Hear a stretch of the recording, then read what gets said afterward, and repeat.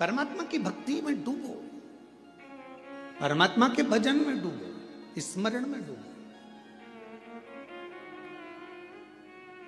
पार्वती जी रुष्ट हो गई, भगवान शंकर की पूजन करने बैठ गए और कहते हैं जितनी रुष्टता में भगवान का भजन हो पाता है उतनी एकाग्रता जब रूठने के बाद, जब आप लड़ाई कर लेते हो एकदम, तुम देखना बहुत तेज सुनामी लहरें चली, बहुत तेज बारिश हुई, खूब तेज हवा चली, एकदम बवंडर मचा और उसके बाद जो शांति होती है, इतनी शांति कि लगता है अभी थोड़ी देर पहले तो हमने देखा था कितना बवंडर था,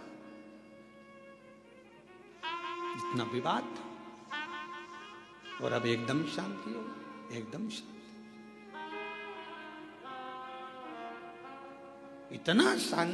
इतना शांत कैसे हो सकता है?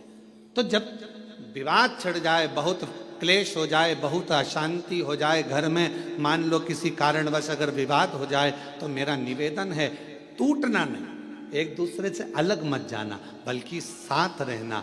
तुम उसको समझना, वो तुम्हें समझेगा, और एक दूसरे से साझा बनाकर ये गन्ने के रस जैसा उसका आनंद लेते हुए आगे बढ़ते चले जाना, उसमें क्लेश ना हो।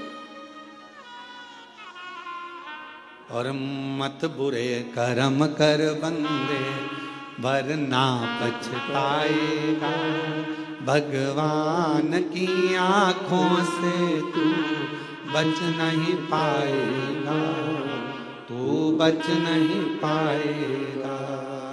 अरे ओ अज्ञानी मत कर नादानी, अरे ओ अज्ञानी मत कर नादानी, तेरे कर्म का फल भी तू ही पाएगा, जैसा किया तूने तेरे आगे आएगा। मत बुरे कर्म कर बंदे वरना पछताएगा, भगवान की आंखों से तू बच नहीं पाएगा, तू बच नहीं पाएगा।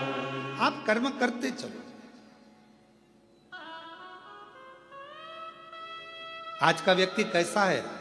तो कहा आज का व्यक्ति ये सोचता है कि मैं काम कम करूं और फल ज्यादा मिले।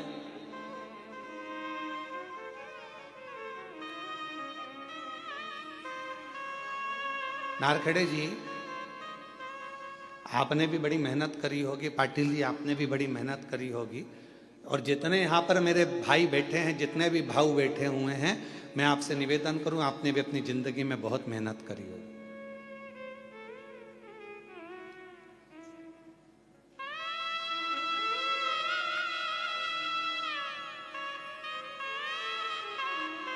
खूब मेहनत करी,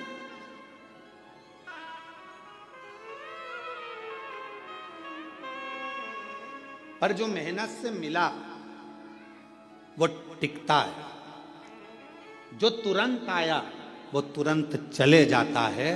पर हमारी सफलता हमारी मेहनत पर निर्भर करती है। जब हम बहुत परिश्रम करते हैं, मेहनत करते हैं, तो हमारे घर में जो आता है वो हमको थोड़ा समय टिकता है, रुकता है। जो अचानक आया अचानक चले गया वो फिर टिकेगा नहीं।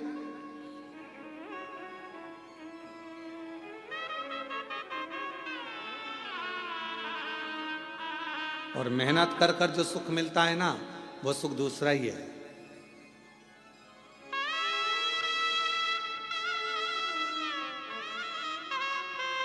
जब हम छोटे थे तो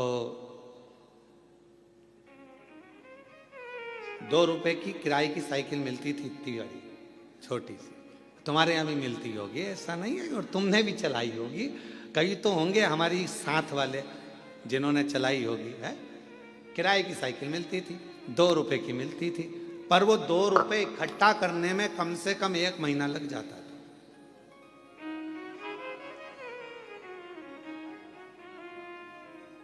हितेश, तेरे को तो मालूम ही नहीं होगा बेटा, मालूम है कितना? अच्छा ठीक है।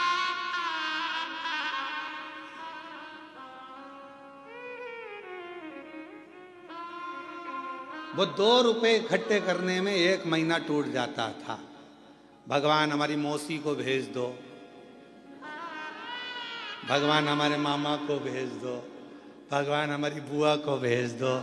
जब ये सब आती थी 5 पैसे, 10 पैसे, 15 पैसे, 25 पैसे जब देकर जाती थी, और वो 2 रुपया जिस दिन इकट्ठा होता था उस दिन सुबह से गायब होते थे। साइकिल लेते थे छोटी वाली, और कभी कभी किस्मत ऐसी होती थी कि वो साइकिल ऐसी मिलती थी जिसकी चेन बार बार उतर जाती थी।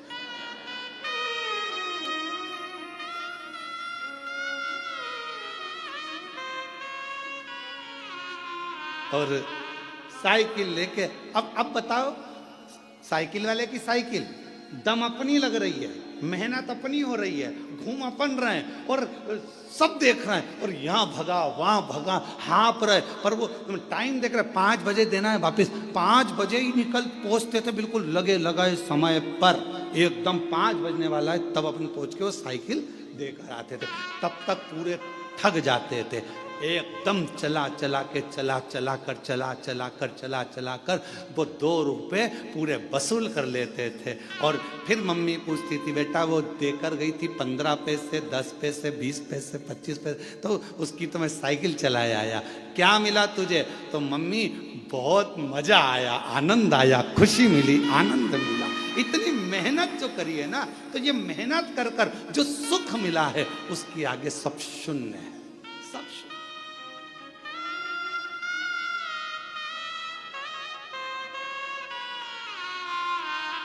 उसके आगे सब शून्य है।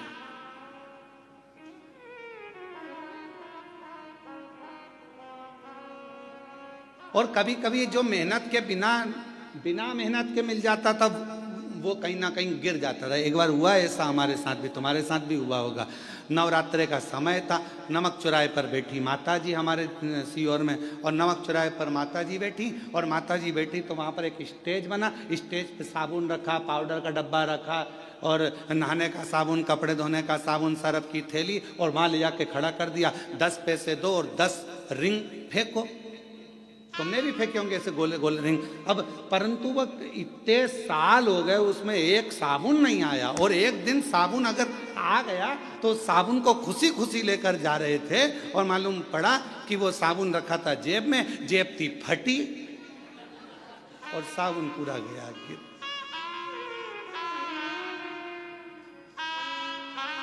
तो जो मेहनत से मिला वो टिका, और जो मेहनत से नहीं मिला वह हाथ से खिसक गया।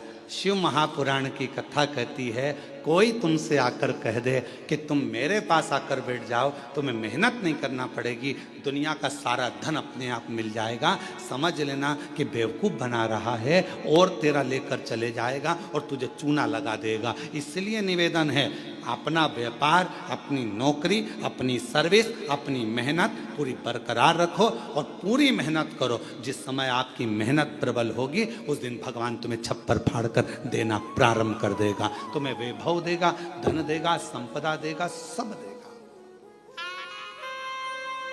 सब देगा। आप अपनी मेहनत से पीछे मत। शिव कथा कह रही है, भगवान शंकर का चरित्र कह रहा है, शिव महापुराण का चरित्र कह रहा है, भगवान शंकर की पवित्र कथा कर रही है, शिव तत्व कह रहा है। पार्वती जी बैठ गई तब साधना करने के लिए, शंकर भगवान ने नेत्र खोले और पार्वती से पूछा कि आज तू रुष्ट होकर मेरी पूजन कर रही? हाँ। क्यों? वो कश्यप ऋषि है ना, 12 ज्योतिर्लिंग का पूजन करना चाहिए, तो वो 11 ज्योतिर्लिंग बनाते हैं और पूजन करते हैं, और 1 ज्योतिर्लिंग छोड़ देते हैं। शंकर भगवान ने कहा, पार्वती नहीं, कश्यप ऋषि कभी ऐसा नहीं करते, वो पूरे 12 ज्योतिर्लिंग का पूजन करते हैं, पूरे 12 ज्योतिर्लिंग।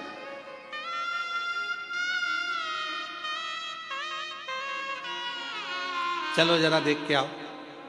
पार्वती जी ने शिव जी को लिया साथ, और चलो जरा देखो, मैं बताती हूँ तुमको 11 ज्योतिर्लिंग बने। और कश्यप ऋषि का रोज का नियम था, ज्योतिर्लिंग बनाते वो पूजन करते पार्थिव लिंग की। चलो अभी दिखाती हूँ। और ले गए, जो सामने देखे तो 11 ज्योतिर्लिंग बने थे। शिव जी को पार्वती जी करेंगे, देखो 1 2 3 4 5 6 7 8 9 10 और 11। अब शंकर भगवान बोले अभी रुक, मैं गिन के बताता हूं, देख। 1 2 3 4 5 6 7 8 9 10 11 12। पार्वती जी बोली क्यों मुझे पागल बना रहे हो प्रभु, अब तुम तो शिव जी हो ना, तो तुम अपने आप को क्यों गिन रहे हो? तो भगवान शंकर बोले 12 ज्योतिर्लिंग की पूजन कर रहा है। पूछो कश्यप ऋषि से। बाबा कश्यप ऋषि के सामने प्रकट हो गए। कश्यप बाबा ने देखा आज तो भगवान प्रकट हो गए। जब जब ये उलझन होती है ना, जब जब झगड़ा होता है, जब जब कोई विवाद उत्पन्न होता है, जब जब कोई क्वेश्चन आता है, जब जब कोई प्रश्न आता है, जब जब कोई बवाल मचता है, समझ लेना उसमें कोई ना कोई मंथन होकर कुछ निर्णय निकलने वाला।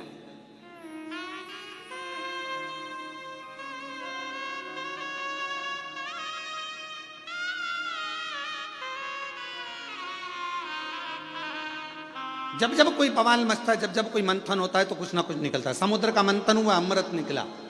कुछ ना कुछ मंथन हुआ है तो कुछ ना कुछ निकला है। और पार्वती जी और शिव जी के संवाद में कुछ ना कुछ निकला है। भगवान कश्यप ऋषि प्रसन्न हो गए।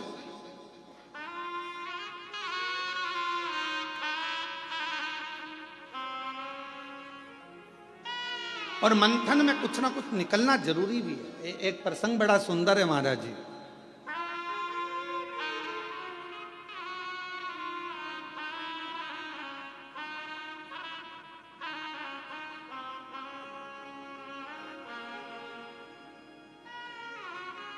दो संतों का झगड़ा हो गया।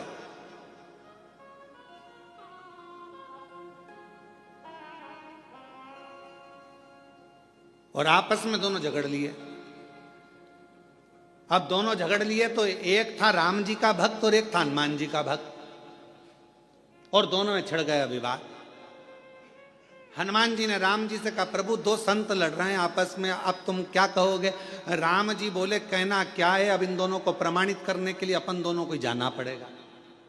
जब जब संत झगड़ते हैं, साधु झगड़ते हैं, सन्यासी झगड़ते हैं, तपस्वी झगड़ते हैं, आपस में जब कोई भगवत प्रेमी आपस में झगड़ते हैं तो उसका निर्णय करने के लिए स्वयं परमात्मा को बीच में आना पड़ता है और परमात्मा को निर्णय करना पड़ता है।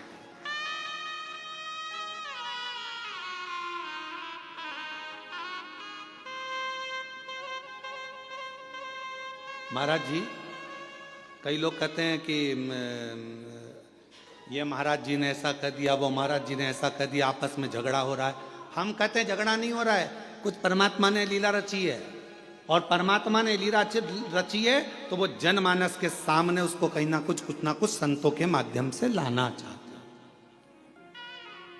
संत कभी झगड़ा नहीं करते, संत कभी एक दूसरे के ऊपर आक्षेप भी नहीं करते। लोग कहते हैं उन्होंने ऐसा बोल दिया, उन्होंने वैसा बोल दिया, उन्होंने ये भाषा का प्रयोग करा, उन्होंने वो भाषा, ना ना ना। उनके बीच में कोई एक परमात्मा की एक शक्ति, मेरे शिव का एक स्वरूप, मेरे राम, मेरे कृष्ण, मेरे शंकर, मेरे भगवान विराजमान है, जो ये निर्णय करना चाहते हैं कि इनके बीच का साझा कैसे।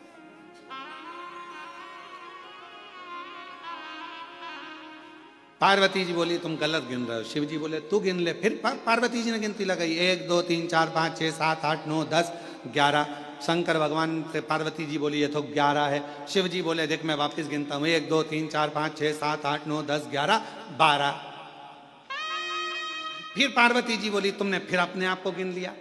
शंकर भगवान बोले कश्यप ऋषि से पूछ ले कि कश्यप बाबा तुम ये 11 शिवलिंग बनाते हो कि 12 शिवलिंग बनाते हो? कश्यप बाबा से पूछा पार्वती जी ने कि कश्यप ऋषि तुम इतने बड़े ऋषि होकर तुम्हें 12 ज्योतिर्लिंग का निर्माण करना चाहिए, 12 पार्थिव लिंग बनाना चाहिए, उनकी आराधना करना चाहिए, और तुम 11 पार्थिव की पूजन कर रहे हो, 11 लिंग की पूजन कर रहे हो और 11 लिंग की पूजन करते हो, ये कोई अच्छी बात है? करना है तो 12 की करो। इतने में कश्यप ऋषि ने कहा माँ मैं 12 ज्योतिर्लिंग की पूजन करता हूं, आप ना मानो तो देख लो कहां है 12 ज्योतिर्लिंग। कश्यप जी ने कहा 1 2 3 4 5 6 7 8 9 10 11 और कश्यप जी बोले 12। कश्यप जी ने खुद अपने हृदय पर हाथ रख लिया और कहा 12। कश्यप जी कहते हैं माँ ये 11 ज्योतिर्लिंग तो नजर आते हैं पर 12वां जो ज्योतिर्लिंग है कृष्णेश्वर महादेव, वो हर व्यक्ति के दिल में नजर आता है।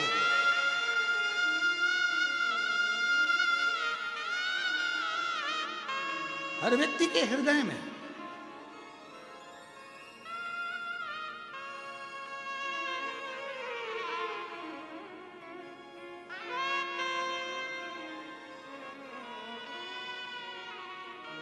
बारहवां ज्योतिर्लिंग एक ऐसा ज्योतिर्लिंग है कृष्णेश्वर महादेव। 12वां ज्योतिर्लिंग एक ऐसा ज्योतिर्लिंग है कृष्णेश्वर महादेव जो हमारे हृदय में निवास करता है। कितना सुंदर कहा है स्कंद पुराण में कृष्णेश्वर बाबा के लिए, बेरुल के लिए वर्णन किया गया।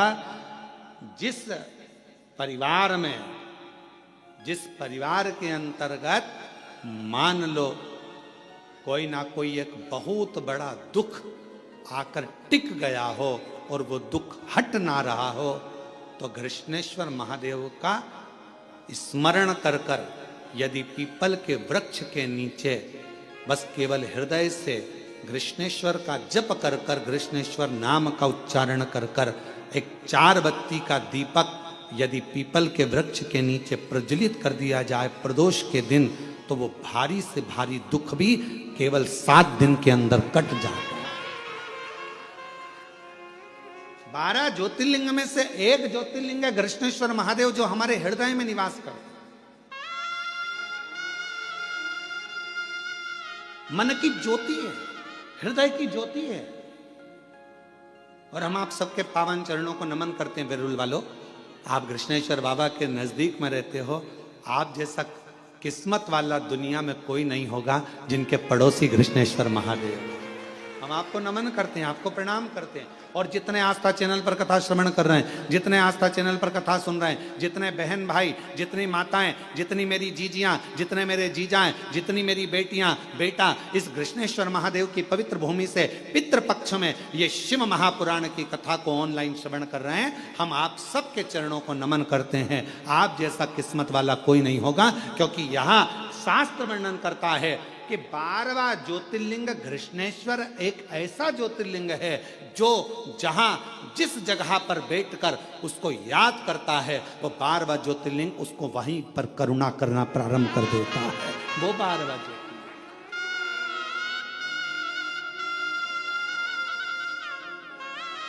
वो 12वां ज्योतिर्लिंग कृष्णेश्वर महादेव।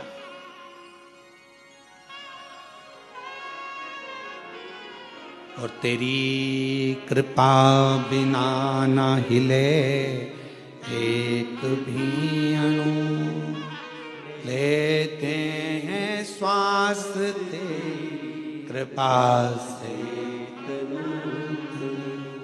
बखान क्या करूं मैं राखों के ढेर का, चपटी भभूत में खजाना कुबेर का। हे गंगाधार मुक्ति द्वार ओंकार तू, भोले ओंकार तू। आयो शरण तिहारी शंभुतार। कृष्णेश्वर महादेव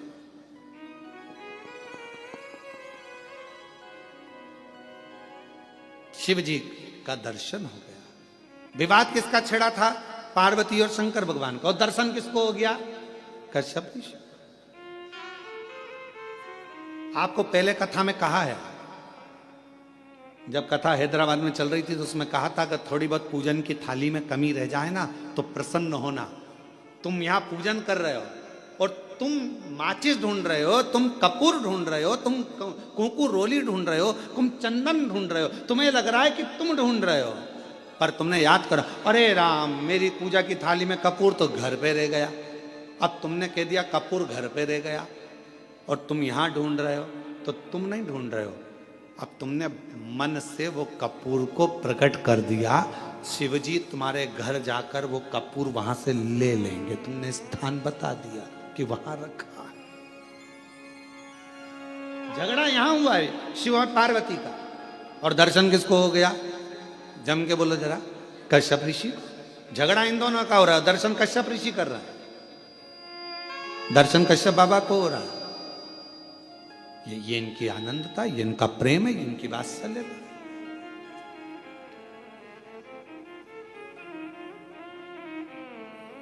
महाराज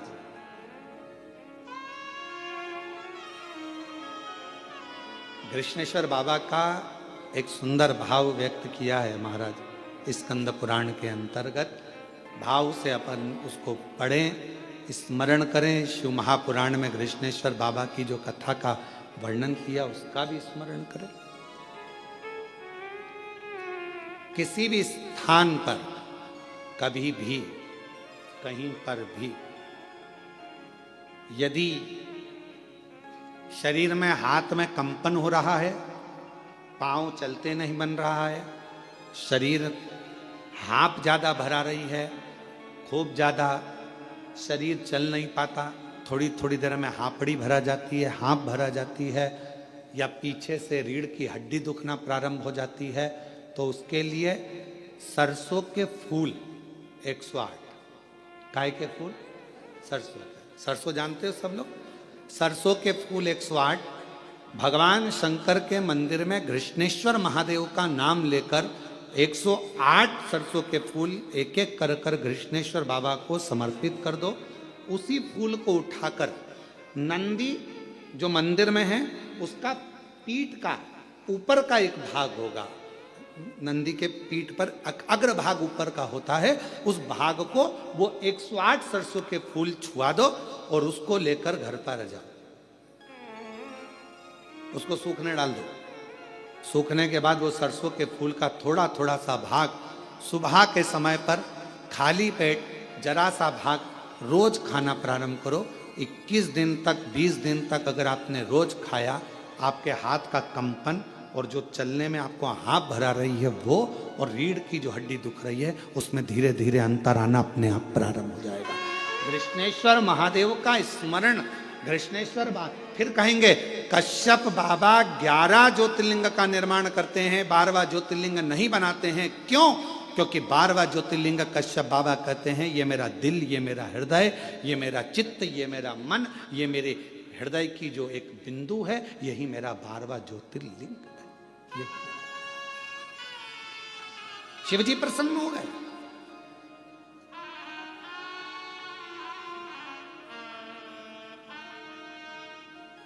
मांगो तुमको क्या चाहिए? पार्वती जी बोली अपन तो झगड़ा कर कर आए थे और आप कश्यप ऋषि को वर देने लगे।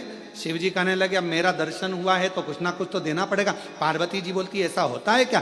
शंकर भगवान बोले सुन पार्वती, ये मेरी रीति है, अगर कोई संसार का मनुष्य मेरे दरवाजे पर, मेरे मंदिर में, मेरे देवालय में आकर अगर 1 लोटा जल रोज चढ़ाएगा तो मुझे रोज उसको कुछ ना कुछ देना ही पड़ेगा। ये नीति है। जैसे बेटी का बाप, बेटी का बाप क्या है? बेटी का बाप अगर बेटी रोज अपने पिता के घर जाएगी या बाप अपनी बेटी से मिलने जाएगा तो कुछ ना कुछ तो उसको देना पड़ेगा ही। भले पिताजी का घर पास में, रोज बेटी आती जाती है, भले पास में क्यों ना, माँ बोल देगी बेटा तो पास में आज एक काम करना, मैं तेरे को हलवा बना के भेज दूँ, सीरा बना के भेज दूंगा। कभी कुछ कही बेटा मम्मी मेरे को जरूरत नहीं है, नहीं मैं तो भेजूंगी। माँ है ना, बाप है ना, उसका भाव उत्पन्न हो जाता, मैं तो भेजूंगी। अब कोई कहे तुम मम्मी मैं बना लूंगी ना, सब कर लूंगी ना, तुम मत भेज, नहीं मैं तो भेजूंगी चाय। और अगर वो सीरा नहीं भेजेगी तो देख लेगी बाजार में अच्छी सब्जी आ रही है, बाजार में खरीद के लिए आएगी और वो सब्जी भेज देगी। भले हरा धना भेज दे, मिर्ची भेज दे, पर कुछ ना कुछ भेजे। रोज अगर बेटी अपने माँ बाप से मिल रही है तो माँ बाप उस बेटी को जरूर देंगे, और माँ बाप अगर बेटी से मिल रहे हैं तो जरूर देंगे। उसी तरह मेरा शंकर सबका बाप है, पिता है। जब हम रोज जाते हैं तो वो रोज कुछ ना कुछ हमको देता जरूर है। आप शिव जी को क्या मानती हो? अपना पिता, अपना बाबुल, अपना बाप, पिता। और कुबेरेश्वर धाम क्या है आपका? मायका। कुबेरेश्वर धाम क्या है? मायका। मायका क्यों कहा गया? जो कुबेरेश्वर बाबा की धरा पर आता है, कुबेर भंडारी के दरवाजे पर आता है, कुबेरेश्वर धाम पर आता है और दिल से जो मांगता है मेरा कुबेर भंडारी उसको दे देता है, फिर वो वापस आता है क्योंकि वो उसका मायका है। पर पूर्ण समर्पण के साथ जाओ, वहां तुम्हारी किसी से पहचान नहीं।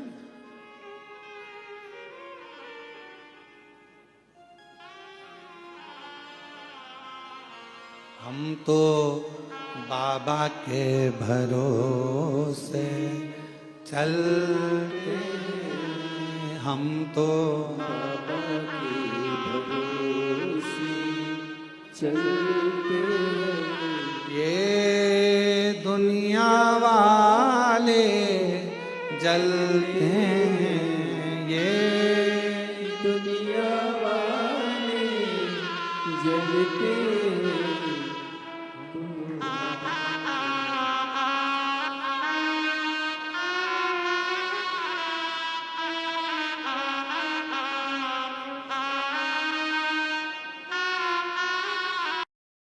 तो बाबा के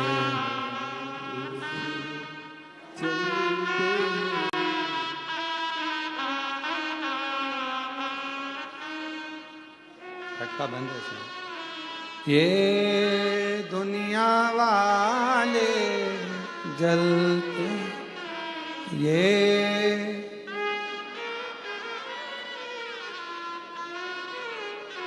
हम तो बाबा के चलते हैं, हम तो बाबा के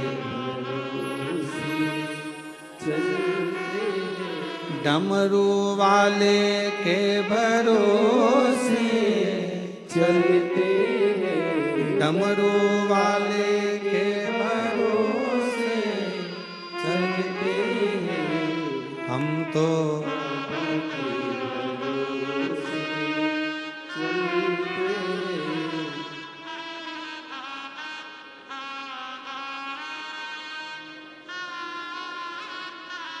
काशी वाले के भरोसे। हम उस पर आशिक, कोई रोज मिल रहा है शिव जी से, शिव उसको रोज दे रहा है। कोई बाबा से रोज मिल रहा है, बाबा उसको रोज दे रहा है। पिता है वो हमारा, बाबुल है वो हमारा।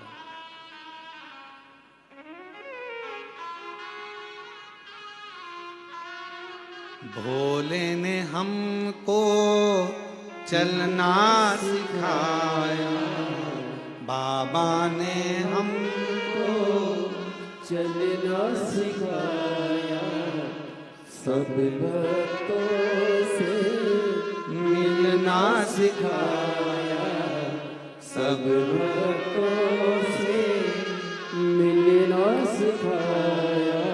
और जब ये सब कुछ हो जाता है तो हम सीना तान के चलते हैं, हम तो सीना तान के चलते डमरू वाले के भरोसे चलते हैं। और ये सब कुछ जब भगवान शिव ओगड़दानी त्रिकालदर्शी कैलाशी अविनाशी शंकर जब करुणा कर देते हैं तो हम स्वयं सीना तान कर।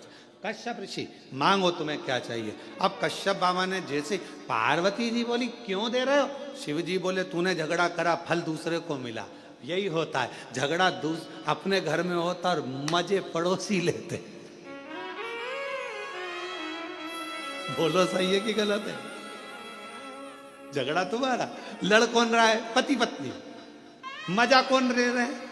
परिवार के लोग, पड़ोस के लोग, रिश्तेदार। अरे वो उनकी बहू और उनकी सास की खूब लड़ाई चल रही है। अच्छा है, अच्छा है, लड़ने दो, अच्छा लड़ने। अरे वो बाप बेटा लड़ रहे हैं, अच्छा है लड़ने दो, अच्छा है लड़ने, दूसरे मजे ले रहे हैं। अब लड़ाई किसकी हुई? शंकर पार्वती जी का विवाद चला और मजे किसके हो गए?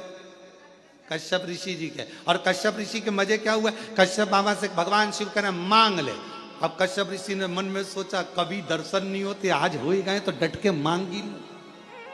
हे प्रभु कृपा करिए, मेरे घर में आप पुत्र बनकर जन्म ले लो। पार्वती जी बोली बताओ, इससे तो अपनी कोई रिश्तेदारी भी नहीं थी, अब तुम इनके घर में जन्म ले लोगे तो मेरा ससुरा हो जाएगा। शिव जी बोले मैंने पहले ही कहा था झगड़ा मत कर, करेगी तो फायदा दूसरे को होगा, लाभ दूसरे को।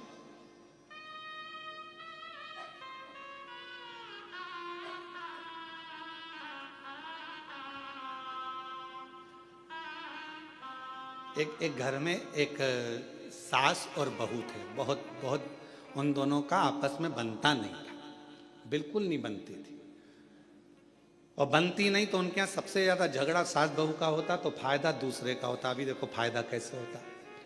एक महाराज भिक्षा मांगने गए, माता भिक्षाम देगी, माता भिक्षाम दे। इतने में बहू आई, बहू ने आकर एक कटोरी आटा दान दे दिया। महाराज निकल के जा रहे तो इतने वहीं से उसकी सास आ गई, ए बाबा इधर आ, कहां से मांग के ला रहा है? तुम्हारे ही घर गया था। कौन मिला? बहू। क्या दिया? एक कटोरी आटा। वो कौन होती है देने वाली? चल मेरे साथ चल, मेरे साथ चल। वो बस एक कटोरी, मेरा घर है, मेरी प्रॉपर्टी है, मेरा मन, चल मेरे साथ। और अंदर गई और 4 कटोरी आटा लाके महाराज को दे दिया। फायदा किसका? दूसरे का। अब एक दिन सास अंदर थी और महाराज आए, माता भिक्षाम देही। सास ने कहा कि रोज रोज आया था, नहीं देना, आज नहीं दूंगी, जा। इतने में वो महाराज चल दिया। सामने से बहू पानी लेकर आ रही थी, हंडा मटके। उसने पूछा महाराज जी कहाँ से आ रहे हो? तुम्हारे ही घर से आ रहे हैं। मिल गया? कुछ नहीं मिला, तुम्हारी सास ने कछू ना दिया, कुछ नहीं दिया। चलो मेरे साथ आओ जरा, आओ आओ जरा। वो कौन होती है मना करने वाली? जब मेरा पति कमा रहा है तो मैं दूंगी, चल। और गई अंदर, और अंदर जाके आधा किलो चावल, आधा किलो चने की दाल सब बांध के लिए आई और आटा वाटा सब लाके दे दिया। ले, फायदा किसका? महाराज का। झगड़ा कौन कर रही? सास बहू। और फायदा दूसरे।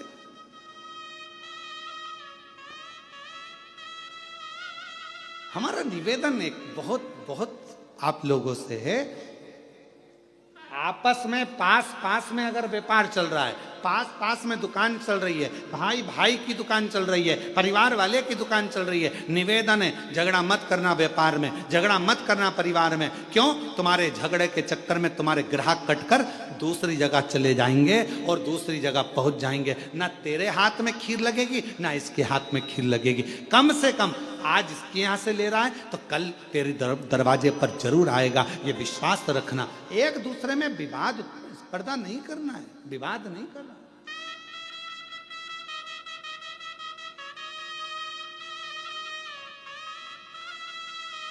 और हम विवाद में पड़े। कश्यप ऋषि ने कहा वर दीजिए, मेरे घर में आप पुत्र बनकर आएंगे। शंकर भगवान बोले कश्यप बाबा, तुमने रोज 11 शिवलिंग का निर्माण करा है और मन को 12वां शिवलिंग माना है, इसलिए मैं तुम्हारे घर में 11 रुद्र के रूप में प्रकट होऊंगा। तुम्हारे यहाँ 11 रुद्र के रूप में मैं आऊंगा। 11 रुद्र अवतार, शंकर भगवान के जो 11 रुद्र अवतार हुए वो कश्यप बाबा के यहाँ हुए, सुरभि के।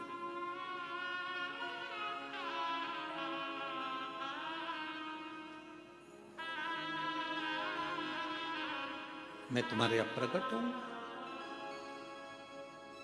शिव पुराण कहती है,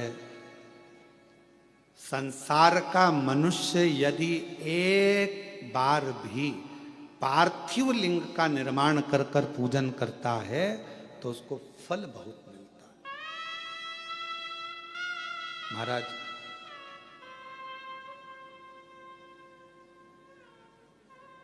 फल जरूर मिलता है।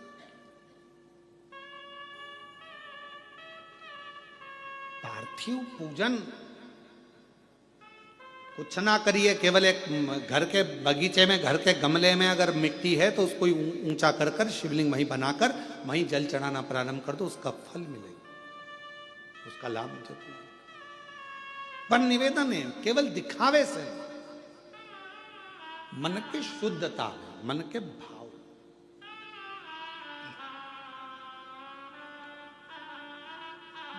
आज का जो मनुष्य है, आज का जो मानव है, भगवान को भाव से रिझा नहीं पाता, हृदय से रिझा नहीं पाता।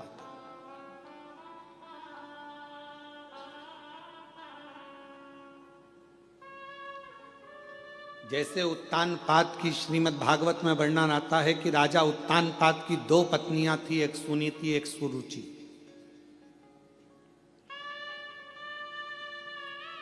एक नीति का पथ दर्शाती है और दूसरी रुचि का पथ दर्शाती है। राजा की पहली पत्नी थी सुनीति,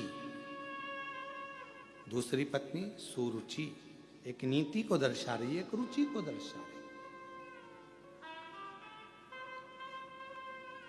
उसी तरह हमारे 2 मन है, हमारी 2 आकांक्षाएं, हमारी 2 इच्छाएं, हमारे 2 विचार हैं। एक मन कहता है भगवान के भजन में जाओ, दूसरा मन कहता है कि अभी थोड़ी देर से चाय पीने के बाद जाओ।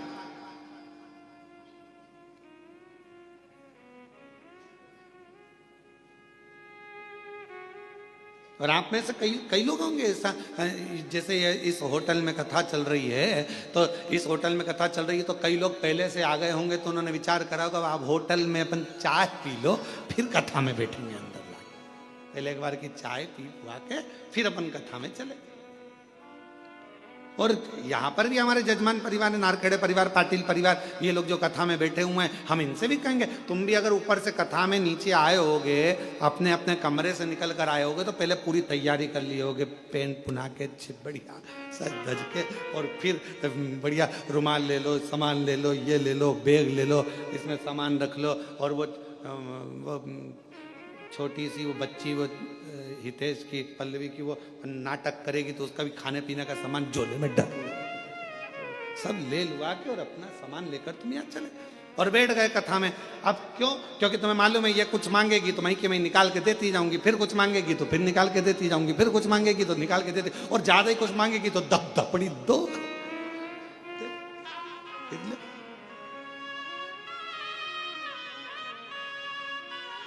और महाराज कथा कर रही है कि भगवत भजन में पूर्ण समर्पण के साथ दिखावा नहीं चाहिए, बस समर्पण पूरा चाहिए। शंभो शरणे पड़ी मांगू घड़ी रे, दुख काटू दया, सब बोलो दर्शन। अभी कथा चालू हुई, उसके पहले चंद्र ग्रहण पड़ा। बोलो पड़ा कि नहीं पड़ा? अरे जम के तो बोलो पड़ा ना। ग्रहण कब पड़ा? 2 ग्रहों के बीच में कोई तीसरा फंस गया तो ग्रहण पड़ा। तो केवल ऊपर ग्रहण नहीं पड़ता, नीचे भी पड़ता है।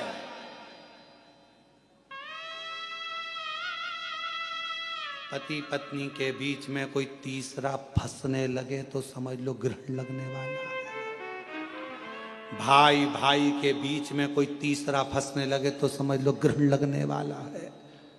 रिश्ते नातों के बीच में कोई तीसरा फंसने लगे तो समझ लो ग्रहण लगने वाला है। संबंधों में भी ग्रहण लगता है।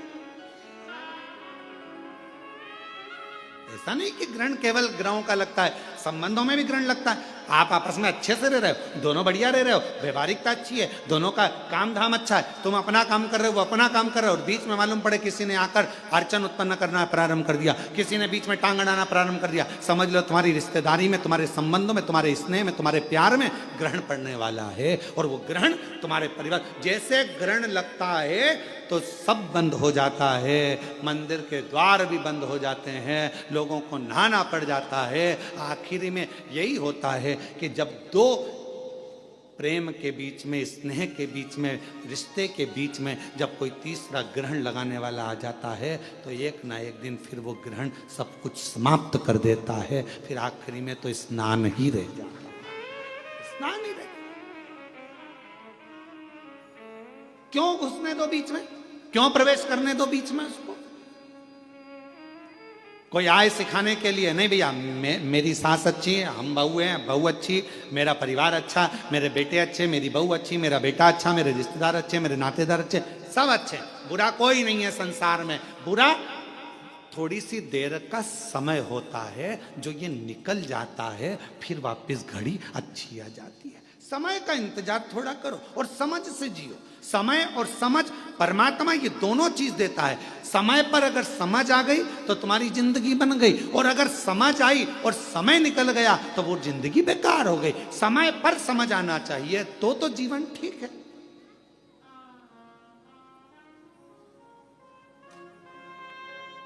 अब व्यक्ति के जीवन में समझ ही समझ और समय नहीं आए, अच्छा तो क्या मतलब का? तो भगवान दोनों चीज साथ में देता है, समय और समझ परमात्मा दोनों साथ में देता है। बस इतना अपने ऊपर निर्भर करता है कि समय पर समझ रहना चाहिए।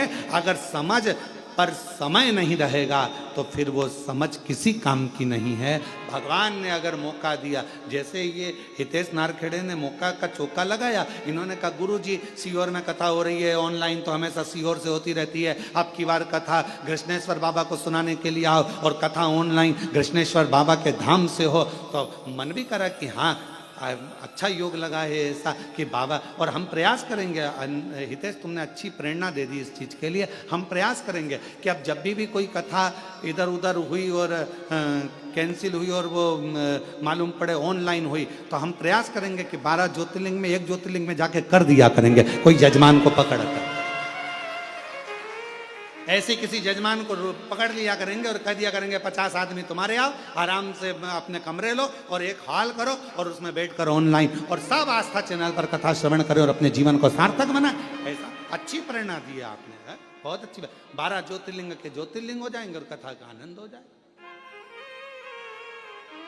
अब यहाँ जितनी बैठी है ना, सब तैयारी में लग गई है। महाराज अब ना छोड़ेंगे, अब रुको तुम, अगला हम पकड़ते तुमको त्रंबक आंदो ऑनलाइन।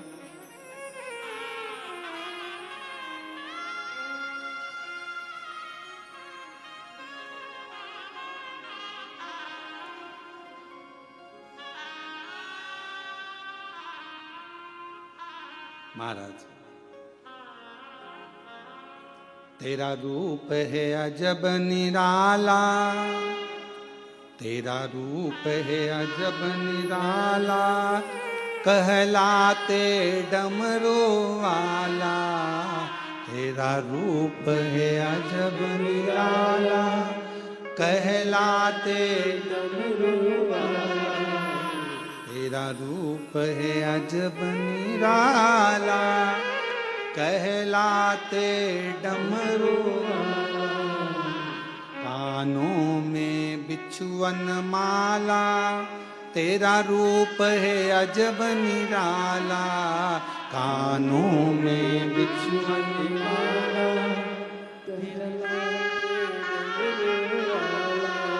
कानों में बिछुअन माला, आँखों में तेज निराला, कानों में बिछुअन माला, आँखों में तेज माथे पे हे चंदा, तुमसे ही पावन गंगा, तन पर है भस्म रमा। ओ नंदी के असवार, काशी के तुम अवतार, तुम कितने सुंदर हो ओ भोले, कितने तुम कितने सुंदर हो भोले, कितने सुंदर हो। तेरा रूप है अजब निराला, कहलाए डमरू वाला।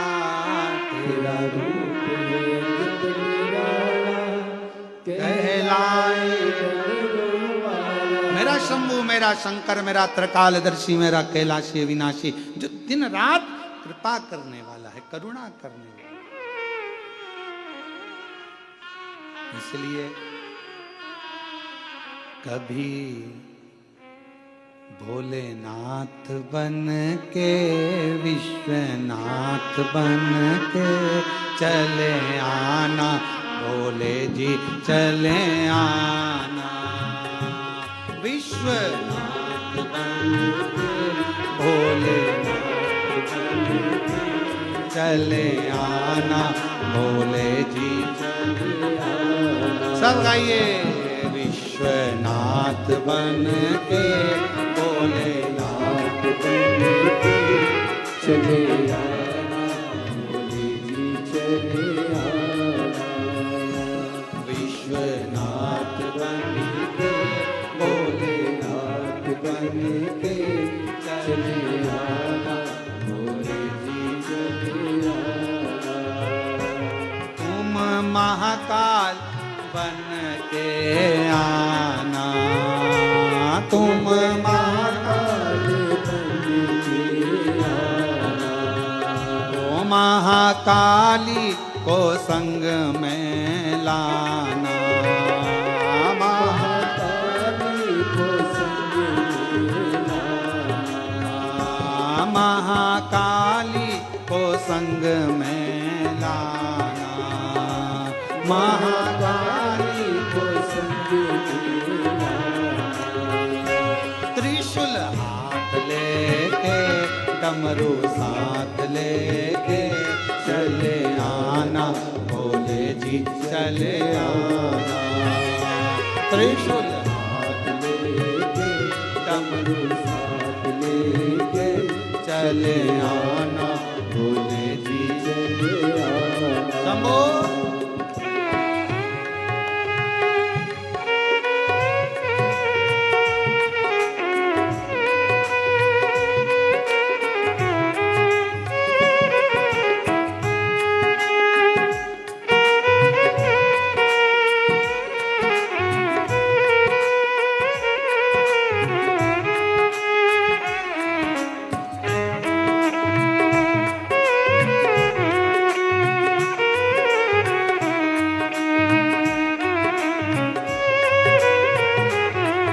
बड़े भाव से।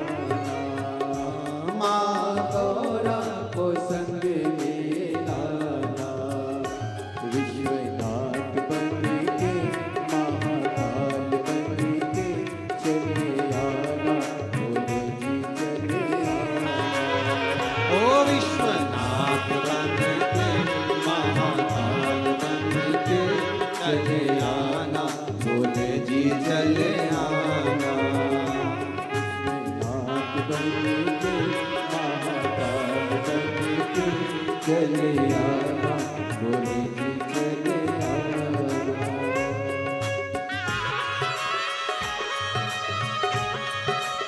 Shambho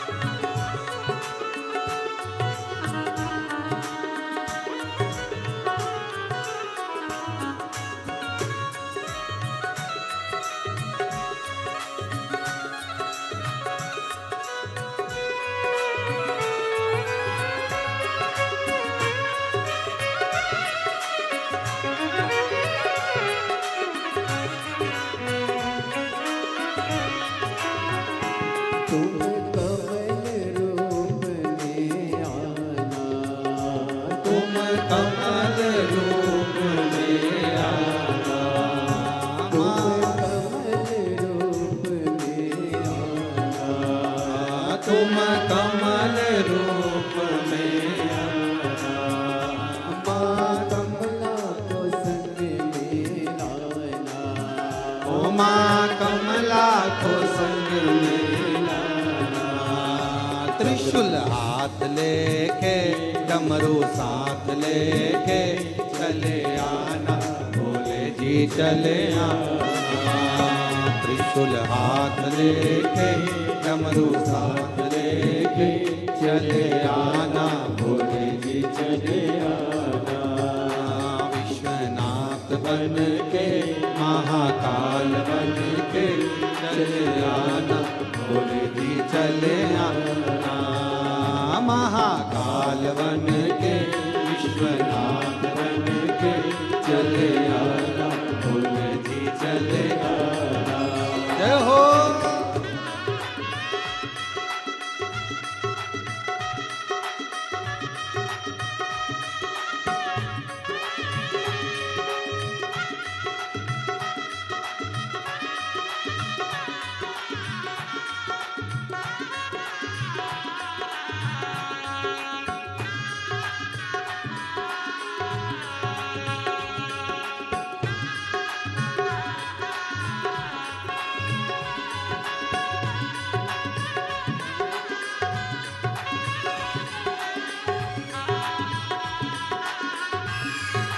Come on.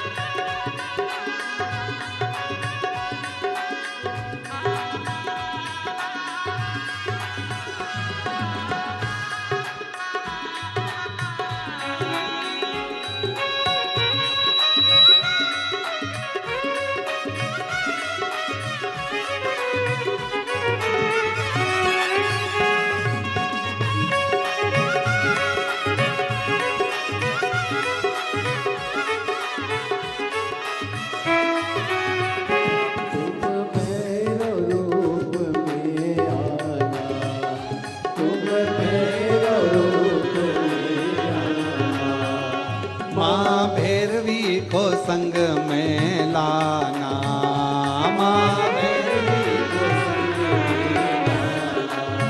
ओ तुम भैरव रूप में आना, तुम भैरव रूप में आना। ओ माँ भैरवी को संग में लाना, माँ भैरवी को संग में लाना। त्रिशूल हाथ लेके डमरू साथ लेके चले आना, भोले जी चले आना। त्रिशूल हाथ लेके डमरू साथ लेके चले आना, भोले जी चले आना। हाथ बन के महाकाल बन के चले आना, भोले जी चले आना। विश्वनाथ बन के महाकाल बन के चले आना, भोले जी चले आना। विश्वनाथ बन के महाकाल बन के चले आना, भोले जी चले आना।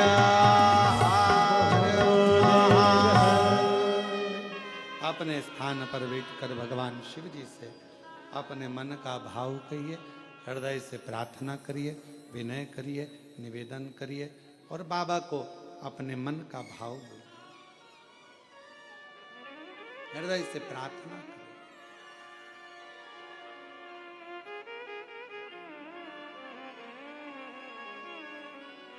जहां जगह मिले वहां बैठकर दिल से बाबा को अपने मन का भाव कहिए, प्रार्थना करिए, विनय करिए, विनती करिए, निवेदन करिए। साथ में सभी लोग बोलें,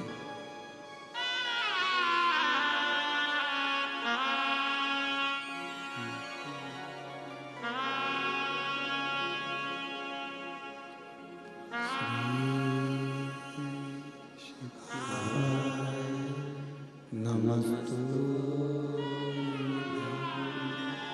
श्री शिवाय, नमस्तु श्री शिवाय,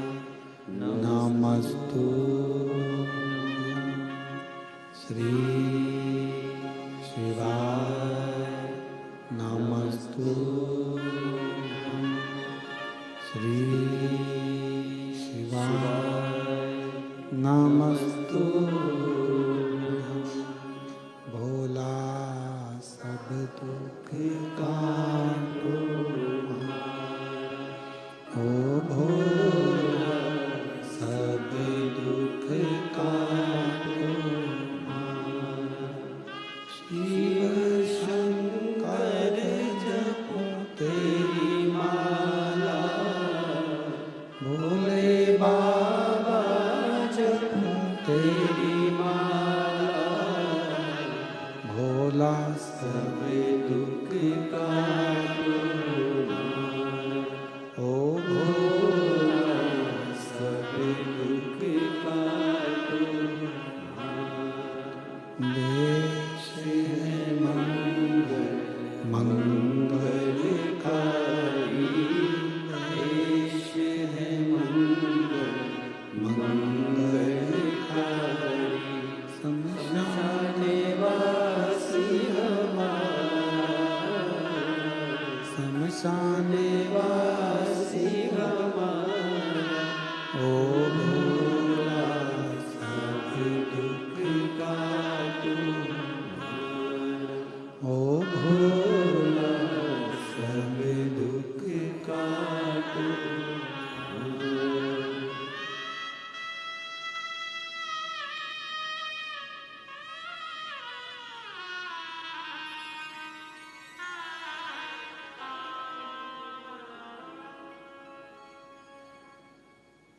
बाबा देवादिदेव महादेव भगवान शिव गढ़दानी त्रिकालदर्शी कैलाशी विनाशी भगवान शंकर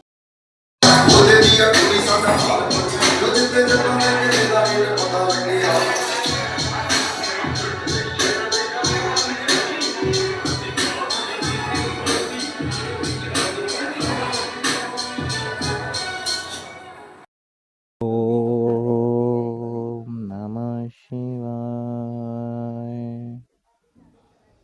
ओम नमः शिवाय ओम नमः शिवाय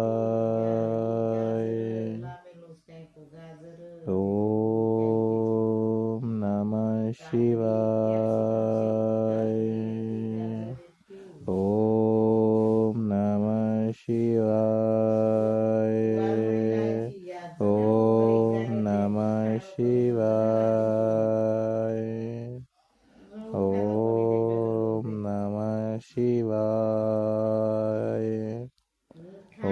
ओम नमः शिवाय ओम नमः शिवाय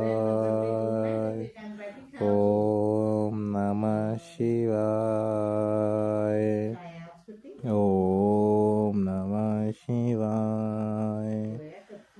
ओम नमः शिवाय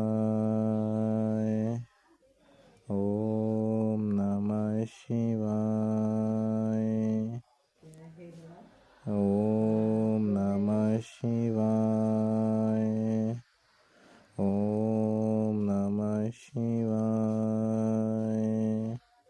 ओम नमः शिवाय ओम नमः शिवाय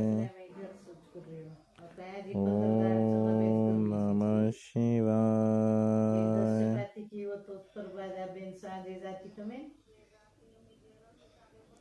ओम